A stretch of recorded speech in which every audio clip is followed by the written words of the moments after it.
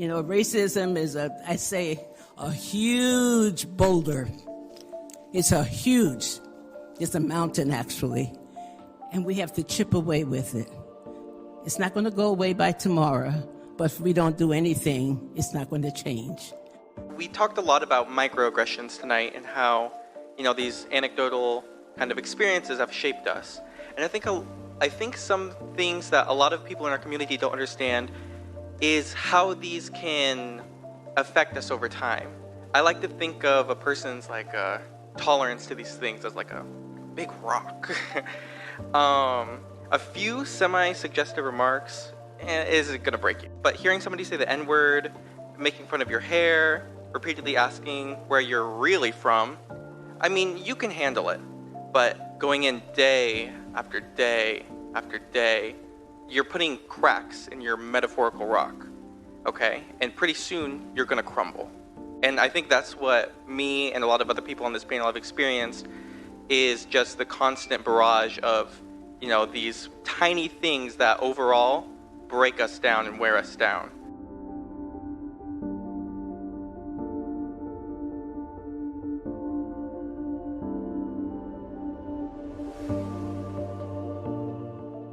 The town of Lake Oswego is one of many complexities.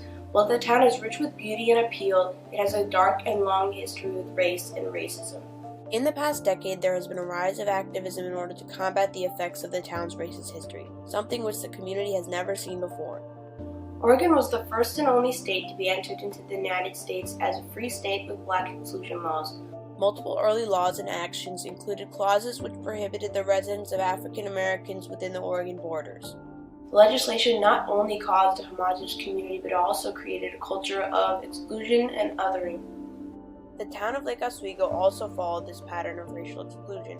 When the town began to shift from the iron industry to land development and high-class living, in an effort to market Oswego as a wealthy and prestigious area, Lake Oswego homes had a long list of restrictions. No Chinese, Japanese, or African Americans could live within the borders of Lake Oswego except as servants. These exclusion laws gave Lake Oswego the nickname of Lake No Negro. Lake Oswego's history of race has carried over to the present, resulting in numerous racist incidents which have struck the news. One of the incidents which jump-started the rise of activism in the community was a racist road rage incident involving African-American Nathan Shepard, who was harassed by a white Lake Oswego resident. Shepard shared the story on a blog post which hit the media by storm and provoked widespread outrage in the community. But what it did, it brought individuals out talking back and forth on Nextdoor. And it's very easy to do that, and because you don't put a face with it. And I said, let's do something about it. Let's open it up again. And that's how Respond to Racism came about. The infamous Lake Oswego group Respond to Racism was formed in the summer of 2017 as a direct response to the road rage incident with Nathan Shepard. The group has been meeting the first Monday of every month at the United Church of Christ ever since then. The group identifies itself as a neighborhood effort to interrupt racism through dialogue. Their meetings are there to give concerned citizens the opportunity to come together and discuss how to respond to racism in all its forms: overt, institutional, and systematic. Each month, a wide range of community members, from teachers, students, to government representatives and media, come together to try and find a solution to the community's problem with race. I think a lot of people wanted to do something about it. A lot of people wanted to say, this isn't my community, and I want to make it so that my community's better and that all people can be welcome here. For me, it was that I'm a person of faith, and racism is antithetical to the core of justice. And so to know that there was a group that was going to be coming here to start this conversation, this open conversation with the community about racism in Lake Oswego, I wanted to be a part of that. So my mother is co-founder of the organization, and I initially did not want to be involved, because I was like, I'm gonna go to a meeting to talk about racism to some group of white people who don't care. But it all comes back to one thing: it's just trying to be, my whole self, and be in this town, make it a place where people can speak freely about these things. And, Another incident in the school district occurred at the junior high when a sticky note with the N-word written on it and a dog drawn next to it was passed to an African American student. And it felt so just terrible to know that our best friend has been going through the same stuff as us, and almost to a worse extent, because it was written on a note and handed to him like, yeah, this is what you are, like, this is how we feel about you. And afterwards the kids were just like, oh, it's just a joke, but it's not a joke. As a result of the incident, junior high students walked out of class that following week in protest of the event. I hope that it helps facilitate that change that we need, that this isn't an isolated incident. This has been going on, and this is the time to change that, to really take a stand against it. 2 of the 3 African Americans at this junior high, 8th graders Dakota Webb and Aaliyah McClure, spoke to reporters about their experiences. I've been stabbed with pencils. I've been hit in the face. And she's had a concussion and nobody was informed. It's a very tedious process, and it's very, very, very annoying. The 2 girls and their parents agree that the physical and verbal abuse began in elementary school. And as a father, it's just tearing me up inside how she has to deal with this at her age. I have a younger brother that's possibly going to have to go through this too, because children don't know how to behave. And that's not okay. Kids are taught. They're not born this way. They're taught this particular language and this particular behavior. As a result of these instances, the school district has submitted formal responses about the prevalence of racism in the classroom. We must address these behaviors in our schools, in our homes, and in our community. Lake Oswego needs to learn from this incident and move forward. Like many other instances of racism that have struck the news, this incident affected the mindset of the community. LO responds more to shame than it does to like people's actual like well-being. Because the only time I've noticed that the city takes racism seriously at all is when the story gets outside of the bounds of LO. I have to say that some of the incidents at the high school were incredibly shocking. I went to school during the 60s and the 70s, and kind of got lulled into a sense that we were better and that it was over. In the aftermath of many of these racist incidents, many student groups formed in order to combat the racism prevalent in schools. The Lake Ridge High School Equity Council, after there were numerous incidents at Lake Oswego High School that were in the news, I went and I talked to the principal at the time, Jennifer Sheely, about all the things that were happening, and I wanted to do something about it and try and educate the student population as best we can about issues related to not only race, but gender equity, LGBTQ+, and all just forms of equity. Lake Oswego does have a problem with race, and I think one of the biggest obstacles to that is people not recognizing that it does have that problem. For me specifically, there's always been sort of a sense that LO was a bubble, that's something that people say all the time, and it's so true, just in the culture at Lake Ridge, I think. There's sort of a sense that there's no need to talk about inequality or equality issues. Lake Oswego High School also houses an equity-related council called the Lake Oswego High School Diversity Council. Their goal is to confront racism in all forms of bias, reinvent school culture, and foster a strong sense of belonging among all students, staff, and family members of Lake Oswego High School community. Teresa Sanchez is one of the leaders of the Diversity Council at Lake Oswego High School. In the last couple of years, it's changed a little bit, but for years I felt that as long as I was in my little classroom teaching Spanish, I was okay.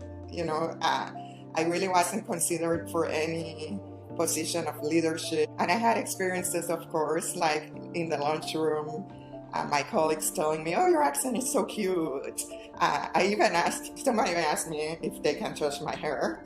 I'm like, okay. I felt treated differently from the administration. So that's why I've been trying to be involved in the Diversity Council and all that. We actually started that at Lake Oswego High School like 5 years ago. But hopefully, as we go on, we get more support from central office and the whole system, all these groups. And I hope we are resilient and we keep working towards that. But I think there's a lot of, work to be done, and hopefully things will change. Oswego School District has hired David Serna Owens as the Director of Equity and Strategic Initiative. When created, his role was to bring diverse voices into the curriculum for this district in order to combat the racist incidents which were occurring over the years. So I've been looking at ways we could really broaden our outreach for our professional staff members, and looking at trainings and professional developments throughout Portland and really outside to really gather a better understanding how we could move this work further. We're really looking at how each of our buildings and avenues are really focused on the work that we're doing, so that we can kind of collaborate and understand how we and them can actually move together forward with all this work here.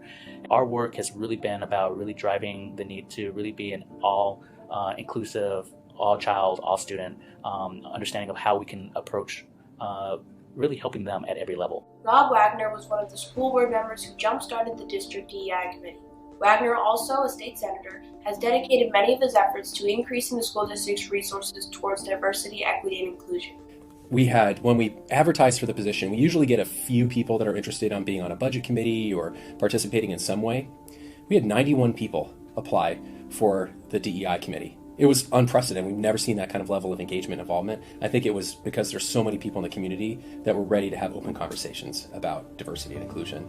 There has been a tradition of more, rather than in using those opportunities to embrace difficult or courageous conversations, I think there's been more of a protective, this is a one-off, trying to explain it away, trying to protect the district from any legal exposure. But I was impressed going forward to see how different school board members are more open to having courageous conversations, establishing things like the DEI committee. I don't know if necessarily the community fully understands, or that all elements of the community fully understand what we're trying to do, but I do think at this point you have a board that's committed to the work. This advisory committee is basically tasked to provide and advise the school board of policies, provide opportunities to really look at how we as a district can further our work with equity, and really give the school board the tools it needs to really ensure that the work that's being done is instructive, it's concrete, and it's really instrumental in pushing the envelope that's necessary. At the moment, we're really working on formulating our committee so that we can withstand the test of time, and that we can continue fighting and continue to be effective in our community. Everyone cares so much about the work that's being done. Everyone on the committee has an emotional stake in diversity, equity, and inclusion. And so we bring a lot of power, I think, to the table. One of the creations of the district's DEI committee is the creation of the district's first equity policy. The policy itself was really a foundation by which we needed our district to really understand what we meant by really being as inclusive and welcoming as possible. It's one thing to have policy, and it's another thing to say we've got a policy in place, and are we living that? And that's why I'm also excited that the DEI committee is a standing committee, because it needs to come back and revisit the district's practices to hold us accountable, hold the district accountable for actually saying, hey, you've got this policy on the books. Are you actually meeting what you said that you were going to do here? With all of this action and activism occurring in the city, many people now need to question whether all of the work that is being done is effective. I don't know how successful it's going to be. I still, to this day, I always said, I assume it's, like Cinderella and the clock struck midnight. Like, any time that this all collapses will probably be about on time. It's not going to be something that's fixed overnight in any means. It's something that's going to take a long, long time. And in order for us to really be successful, we need to understand that, and to continue fighting, and to continue moving forward, and to not give up. So I'm hoping, though, that we will become that welcoming city, so that people will stop telling me that I live in Lake No Negro.